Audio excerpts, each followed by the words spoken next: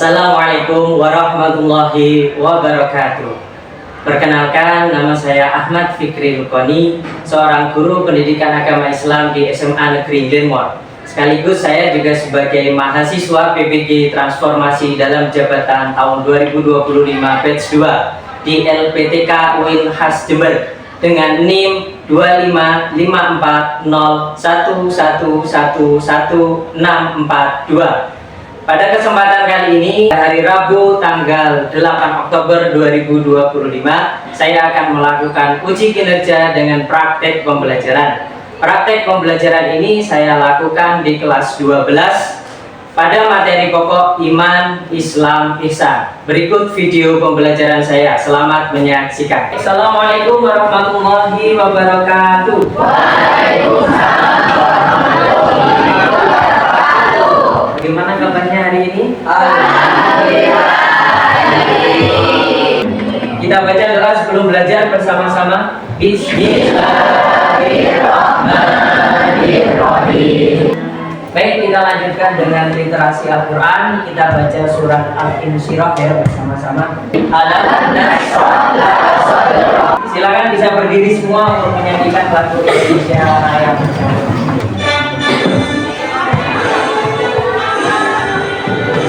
Indonesia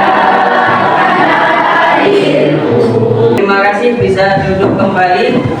Untuk berikutnya akan saya absensi terlebih dahulu. Anggun, Mila, Auralanita.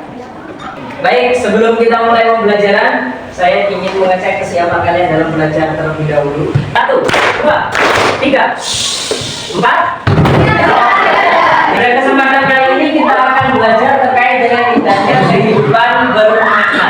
Yang mana pada bab sebelumnya itu kita mempelajari materi tentang sabar dalam menghadapi musibah. Nah, orang yang sabar dalam menghadapi musibah ketika mendapat ujian itu ada tanda-tanda iman di dalam hatinya. Dengan sabar maka itu juga bisa membuat hidup kita menjadi bermakna. Nah, lebih lengkapnya lagi di sini indahnya kehidupan bermakna itu kita akan membahas 3 elemen penting dalam Islam, yaitu iman, Islam, dan juga ihsan. Maka ketika kita mengaku sebagai seorang muslim, kita pun juga bisa menerapkan dalam kehidupan sehari-hari. Nah, ini ada asesmen awal. Silakan di-scan barcode-nya, kemudian dikerjakan soalnya. Sebelum kita masuk ke materi lebih lanjut, pertanyaan saya ketika terkait dengan iman, Islam, dan ihsan. Iman itu kan artinya kita percaya. Kemudian Islam itu kita melaksanakan ibadah termasuk sholat. Lalu kemudian mengapa ada orang yang rajin sholat dan juga mungkin puasa Senin Kamis ya rajin, tapi dia masih saja suka berbohong? Ada yang tahu kenapa? Silakan berdiri, Naskah, dijawab pertanyaannya. Izin menjawab pertanyaan dari Pak Fikri. Jika ada seorang yang rajin sholat, rajin puasa, tapi masih melakukan kemaksiatan, melakukan kebatilan, intinya hal yang dilarang oleh Allah, maka dapat disimpulkan bahwa orang tersebut ada yang salah dalam sholatnya. Baik, terima kasih ya.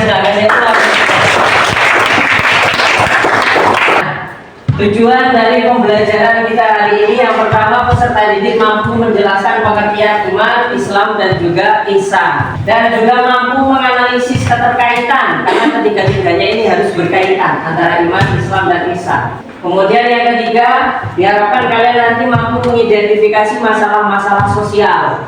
Ya, kemudian yang keempat, mampu merancang solusi inovatif dari masalah-masalah yang ada yang berbasiskan iman, Islam, dan ihsan. Dan kemudian nanti juga kalian diharapkan mampu mempresentasikan hasil analisis dan diskusi kelompok di depan. Nah, kurang lebihnya secara garis besar kegiatan pembelajaran kita nanti, kita akan membahas terlebih dahulu materi iman, Islam, ihsan. Setelah itu nanti akan ada beberapa permasalahan yang harus kalian diskusikan secara kelompok. Kalian harus cari solusinya dan juga nanti dipresentasikan di depan. Bisa dipahami ya? Oke.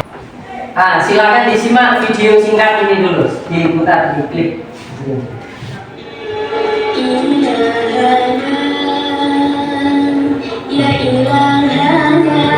Baik, pada video tadi sudah dijelaskan bahwa ini sumbernya dari hadis Arba'in Nawawi. Ternyata ini sudah diajari oleh Rasulullah kita bahwa antara iman, keyakinan, Islam, peribadatan kita, dan juga ihsan perbuatan sosial kita harus senantiasa seimbang. Diibaratkan hubungannya itu seperti rumah. Seperti rumah ini, kemudian fondasi yang dibuat untuk membangun rumah itu adalah iman. Jadi rumah itu bisa berdiri kokoh kalau fondasinya juga kuat, kokoh. Nah, kita juga begitu. Iman, Islam, ihsan kita bisa kalau iman kita juga kuat. Kemudian bangunannya, tembok, ya, dinding itu seperti Islam. Karena as-sholatu imaduddin, sholat itu adalah tiangnya agama. Nah, itu berarti kan tiang rumah itu. Yang rumah itu adalah seperti Islam.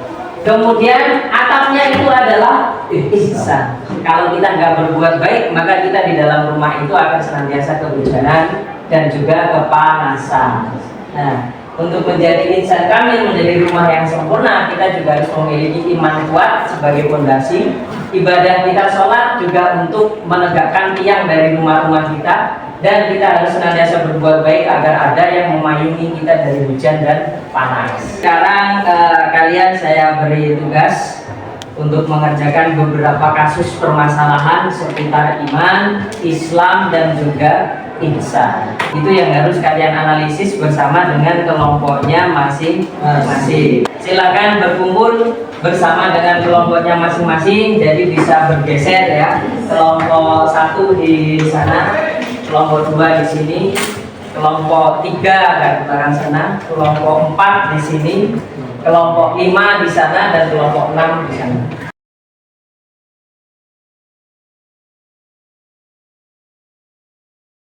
Baik, untuk berikutnya kalian akan saya beri studi kasus permasalahan, akan saya beri LKPD-nya, nomor kerja peserta didik. Silakan kalian buka grup WA-nya masing-masing ya, karena LKPD akan saya kirim di grup WA. Baik, siapkan kertas untuk masing-masing kelompok ya, untuk kemudian nanti dijawab di kertas terlebih dahulu. Setelah dari kertas, kemudian nanti kalian pindahkan menjadi PowerPoint.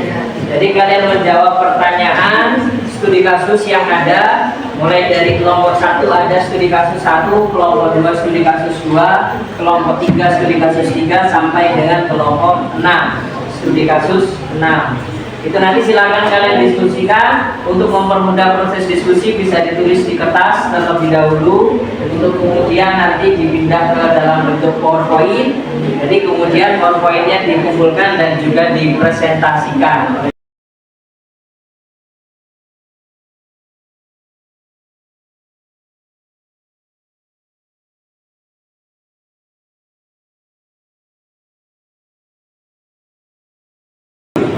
Baik, persiapan untuk presentasi ya. Tapi sebelum presentasi, silahkan kalian cari pasangan masing-masing, laki-laki sesama laki-laki dan ya, perempuan sesama perempuan ya. Kita beri sebentar. Naik. Turun. Oke, sudah, kita fokus kembali ya. Kita fokus kembali. Silakan duduk di tempat sesuai kelompoknya masing-masing. Kita lanjut presentasi ya. Silakan kelompok pertama siap untuk maju ke depan. Kelompok 1 ya, silakan maju ke depan mempresentasikan terkait dengan iman dalam kejujuran ya. Iman dalam kejujuran. Nah, ada permasalahannya disampaikan, masalah intinya apa, kemudian nanti solusinya bagaimana. Silakan ke depan. Assalamualaikum warahmatullahi wabarakatuh. Waalaikumsalam warahmatullahi wabarakatuh. Berdirinya dalam sini kami akan mempresentasikan iman dalam kejujuran. Jadi ada pertanyaan dari studi kasus tersebut. Yang pertama adalah unsur iman apa yang terlihat dari sikap Rizal. Unsur iman yang terlihat dari sikap Rizal ialah Rizal itu yakin bahwa Allah melihat semua kelakuan Rizal, baik buruk maupun baiknya. Dan Rizal juga mengamalkan pesan ayahnya bahwasanya ia tidak boleh mengambil barang orang lain. Yang kedua yaitu apa tantangan terbesar yang dihadapi Rizal dalam cerita tersebut. Tantangan terbesar Rizal adalah melawan keinginan dan kebutuhannya sendiri. Ia sangat membutuhkan ponsel untuk belajar online karena ponselnya sering rusak. Namun tetap memilih jujur dan mengembalikan ponsel yang dilakukan. Pertanyaan yang ketiga, apa dampak positif dari kejujuran Rizal? Dampak positif dari kejujuran Rizal bagi dirinya yaitu mendapatkan ketenangan batin serta menjadi pribadi yang dipercaya oleh orang lain. Sekian presentasi atau hasil diskusi dari kelompok kami. Apakah ada yang ingin ditanyakan? Di sini saya akan bertanya, apakah kejujuran itu selalu membawa manfaat? Izin menjawab pertanyaan dari aku. Kejujuran itu umumnya itu membawa manfaat. Terima kasih dan sekian presentasi kami hari ini. Wassalamualaikum warahmatullahi wabarakatuh. Dimanapun tempatnya kita harus berlaku jujur. Seperti tadi kasusnya menemukan sebuah HP dia butuh banget, tapi karena ada iman di dalam hatinya, dia tidak berani mengambil HP tersebut untuk kemudian dikembalikan. Baik, kita lanjut kelompok berikutnya yang maju. Silakan ke depan kelompok yang kedua yang berpresentasi. Assalamualaikum warahmatullahi wabarakatuh. Kelompok kami di sini akan mempresentasikan dan berdiskusi bersama tentang kisah dalam pekerjaan. Selanjutnya untuk studi kasus. Setiap pagi sebelum bel sekolah berbunyi, Pak Rahman, petugas kebersihan, sudah berkeliling sekolah membawa sapu, pel, dan kain. Ia membersihkan setiap sudut kelas dengan teliti, memastikan meja, lantai, dan papan tulis rapi dan bersih. Yang menarik, ia melakukan itu semua walaupun tidak ada guru atau kepala sekolah yang mengawasi. Bagi Pak Rahman, bekerja dengan sungguh-sungguh adalah bagian dari ibadah. Ia percaya bahwa Allah selalu melihat meskipun manusia tidak melihatnya. Siswa-siswi pun merasa nyaman belajar di kelas yang selalu bersih. Dari studi kasus yang telah dipaparkan oleh teman kami Riza, nah itu ada pertanyaannya. Bagaimana sikap Pak Rahman mencerminkan sikap ihsan? Akan dijawab oleh Riza. Oke, baik, sikap Pak Rahman mencerminkan ihsan karena ia bekerja dengan penuh ketelitian dan keikhlasan meskipun tidak ada yang mengawasi. Ia meyakini bahwa pekerjaannya adalah ibadah dan Allah selalu melihat segala perbuatan, sehingga ia bekerja sebaik mungkin tanpa mengharap pujian dari manusia. Oke, sekian untuk penjelasan studi kasus dari kami. Mungkin teman-teman ada yang bertanya? Baik, izin bertanya teman-teman, saya Rizky Maulana dari kelompok 6 ingin menanyakan tentang materi yang telah dijelaskan tadi. Mungkin telah dijelaskan bahwa dampak positif dari bersungguh-sungguh itu sangat banyak, ya. Namun, jika ada, apakah ada gitu dampak negatifnya jika bekerja sungguh-sungguh? Oke, mohon izin menjawab pertanyaan dari saudara Akbar. Pertanyaannya, apakah ada sih dampak negatif untuk kerja yang sungguh-sungguh? Jadi jawabannya 50-50. Ada atau tidak? Tapi kebanyakan itu positif dampaknya. Buat yang negatif, yang menurut kami, itu kita kan sebagai manusia makhluk sosial. Jadi makhluk yang membutuhkan orang lain, itu membutuhkan orang lain. Jadi kalau kerja dikerjakan semua sendiri itu juga tidak baik. Itu kan juga termasuk sungguh-sungguh kan ya. Kalau dikerjain semua sendiri itu juga tidak baik. Kita juga sebagai manusia butuh istirahat. Kita bukan robot. Oke? Jadi jadi kita sebagai manusia makhluk sosial itu juga membutuhkan orang lain. Jadi tetap kerja sungguh-sungguh tapi dengan jalinan kerjasama itu jadi lebih baik. Bisa terjawab? Oke. Terima kasih. Sekian presentasi dan diskusi dari kelompok kami. Kurang lebihnya mohon maaf. Terima kasih ya teman-teman. Dan dari kami, wassalamualaikum warahmatullahi wabarakatuh. Baik, presentasi yang sangat luar biasa ya dari semua anggota kelas yang sudah melaksanakan diskusi kemudian dipresentasikan. Evaluasi dari proses pembelajaran dan juga diskusi kalian tadi, evaluasinya adalah terkait dengan presentasi sudah sangat bagus, alhamdulillah ya, semuanya sangat luar biasa, kasih aplaus sekalian. Kemudian ada beberapa yang mungkin perlu ditegaskan, ada yang mungkin perlu diberi penguatan. Tadi terkait dengan ihsan dalam pekerjaan ya. Ketika berbuat baik, maka kita juga harus senantiasa terus berbuat baik, tidak ada batasan untuk berbuat baik ya, tidak ada batasan. Yang berbuat baik paling banyak itu nanti akan mendapatkan kebaikan paling banyak. Baik, untuk kemudian kita simpulkan pembelajaran kita hari ini ya, mulai dari awal sampai akhir. Adakah di antara kalian yang bisa menyimpulkan pembelajaran kita hari ini? Silahkan ajukan tangan dan berdiri. Oke, Rizky Akbar, silakan berdiri, simpulkan pembelajaran atau materi yang sudah kita pelajari. Baik, teman-teman. Saya akan menunjukkan dari awal ke akhir tentang pembelajaran kita bersama Pak Fikri hari ini. Tentunya Pak Fikri ini menjelaskan materinya dengan sangat baik dan jelas pada kita. Setiap pertanyaan yang kita tanyakan pasti dijawab oleh Bapak Fikri tersebut. Dan juga tadi telah dijelaskan bahwa antara korelasi Islam, iman, dan ihsan. Nah, tadi dijelaskan juga sama Pak Fikri itu seperti bangunan atau rumah. Nah, kita tuh harus iman dulu, percaya kepada Islam. Jadilah lantainya Islam. Lalu kita akan melakukan setiap pekerjaan atau perintah di dalam agama Islam dengan sungguh-sungguh. Nah, setelah itu kita akan melakukan ihsan. Dengan ikhlas kita melakukan aturan-aturan yang telah ada dalam Islam tersebut. Nah, jadilah suatu fondasi Islam, iman dan ihsan yang sangat sempurna. Itu juga penggambaran seorang muslim yang baiklah menurut kita. Dan juga tadi telah dijelaskan oleh rekan-rekan kita yang bertugas dalam menjelaskan materinya. Cukup baik tadi teman-teman juga, dan juga tadi telah dievaluasi juga oleh Pak Fikri apa yang menjadi kekurangan kita dan apa yang menjadi kelebihan kita. Nah, kurang lebihnya itu mohon maaf jika ada salah kata. Terima kasih Pak Fikri. Baik, sama-sama. Kasih aplaus untuk itu jadi kesimpulan yang sudah kita pelajari hari ini. Pada intinya ketika kita mau menjadi insan kamil ya, ini juga termasuk bagian dari kesimpulan ya. Insan kamil itu adalah manusia yang sempurna. Apakah ada manusia yang sempurna? Nabi Muhammad, betul. Nah, insan itu artinya kan manusia, kamil itu artinya adalah sempurna. Nah, untuk mencapai posisi insan kamil, maka kita harus bisa mengkorelasikan antara tiga-tiganya ini.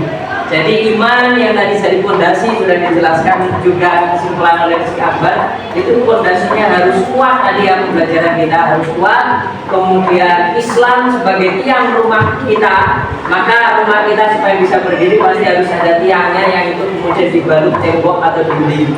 Kemudian harus diberi atap. Nah, ketika semuanya sudah terjadi, maka ini adalah akan tercipta insan kamil.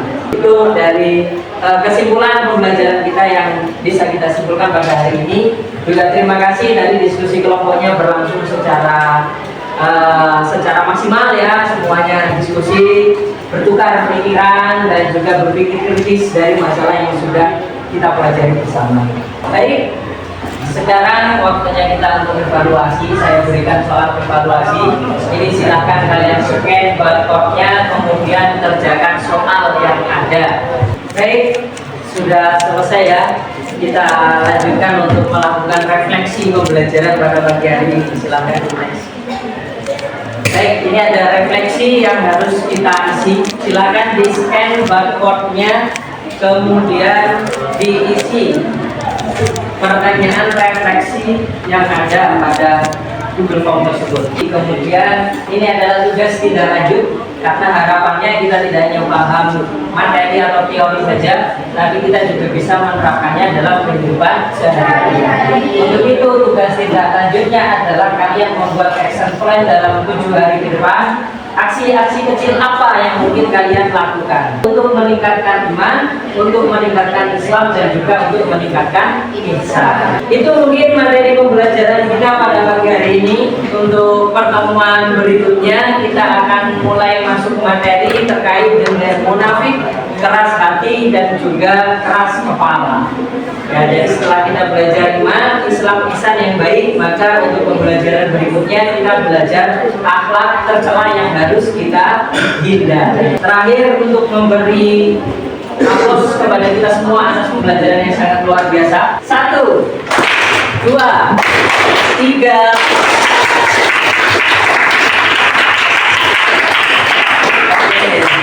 Baik, terima kasih atas atensinya semuanya. Mari kita tutup dengan doa bersama ya. Alhamdulillahirabbil alamin. Ya, dari saya kurang lebihnya mohon maaf. Assalamualaikum warahmatullahi wabarakatuh.